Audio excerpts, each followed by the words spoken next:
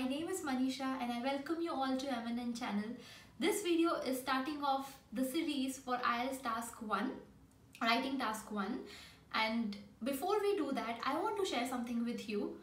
When I took IELTS exam for the first time, I scored 9 in listening and reading, 8.5 in speaking and just 6.5 in writing. That was devastating, but I didn't give up. I did lots of research, I found out my mistakes, and in second attempt I scored 7 in writing. So this time I thought, why not share my experience with you so that it can be helpful to you as well. Many IELTS aspirants score 6.5 because of some silly mistakes they do. But scoring 7 is not difficult at all if you follow the correct way of practice.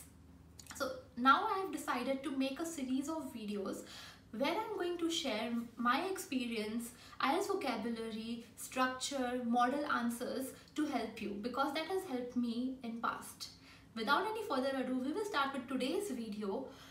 You all might have seen that whenever we start preparing for IELTS test, we hardly look at the evaluation criteria. But that is the most important part, because unless we know how we are being evaluated, how are we going to improve our scores? So this video is all about to know how our writing task 1 papers evaluated. First parameter is task achievement.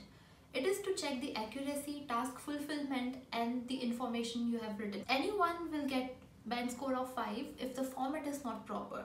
Your score might increase to 6 if you address all the requirements of the task. But if you want that 7, then you need to cover all the requirements. So make sure you read the question properly and try to answer each and everything asked. Then you will get 6 band if there is an overview, but that overview does not contain main trends or differences. But if you want 7, you need to have an overview which includes all the key features. Next one is key features are covered but details may be irrelevant. So you will score 6 if you don't write details properly.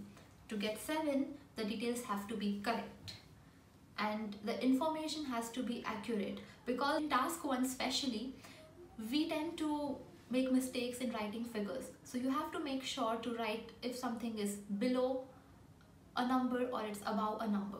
The next parameter is coherence and cohesion. Before we look at the descriptors, we need to understand what coherence and cohesion mean. Coherence means overall understandability of what you write or say, or it means organization of paragraph in a logical way.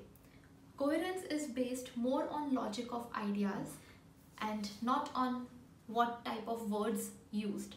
On the other hand, cohesion refers to the degree to which sentences are connected so that the flow of idea is easy to follow. To achieve good cohesion, you need to know how to use cohesive devices. I have made another video regarding cohesive devices, so make sure you go through that video so that you know what I'm talking about. Now let us understand the descriptors. If you are scoring 6 or 6.5, it means that you are using paragraphs but they are not logically placed. So make sure you follow the structure which I have shared in my videos, and following that structure will help you arranging the paragraph in the logical way. Your information has to be properly organized and you must use linking devices efficiently.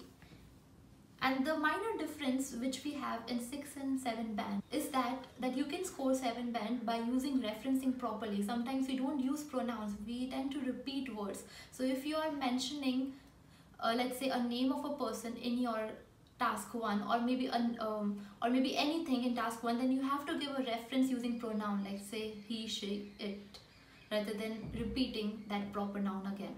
The next parameter is lexical resource. Lexical resource is to evaluate your vocabulary, spelling and mistakes.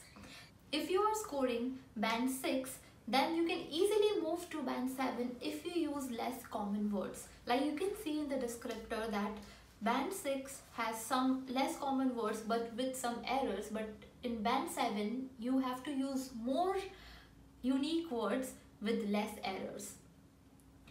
In band 6, some errors in spellings and word formation is allowed, but in band 7, there should not be many errors. Communication has to be clear all the time. So like you might have seen that grammar is just 25% and all these three factors which I've discussed with you carry 75%. So you don't have to be afraid. If you follow the structure properly, if you answer everything what is required in the task, you can easily score good in that 50% task achievement and coherence and cohesion. Lexical resource is also not difficult because vocabulary is easy to learn. If you practice writing more and reading, you will be easily able to use those styles and collocations. The last parameter is grammatical range and accuracy. It includes sentence structure, variety of tenses, and the number of mistakes. If you're scoring band 7, which means that you are using large variety of complex sentences. But if you're having, let's say, 6 or 6.5 score, it means that it is a mix of simple and complex sentences. So to get that band 7 score, you need to use almost all the sentences in a complex structure, in the complex form. You should avoid errors in making the sentences, and like I've mentioned earlier in my previous videos, that making long sentences doesn't mean that it's a complex sentence. Punctuation is also very important when we're talking about band 7.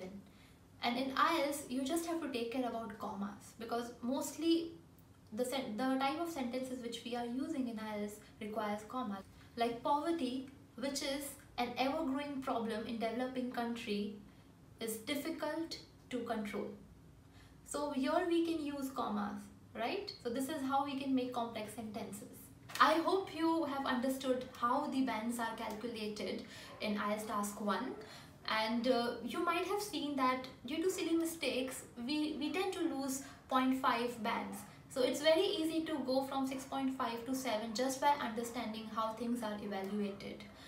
Most of us are afraid of grammar because many times we are not sure of grammar rules. But like you have seen that it's just 25% of the marking criteria. So it's better to focus on your strengths so that you can score more than, and eventually it will average out to 7. If you have not gone through my previous videos where I've shared with you the tips which I have used in IELTS reading and listening, make sure you do. And my upcoming video is about IELTS Task 1 structure, my notes and the vocabulary. So make sure you subscribe to our channel so that you don't miss them, and I'll see you next time.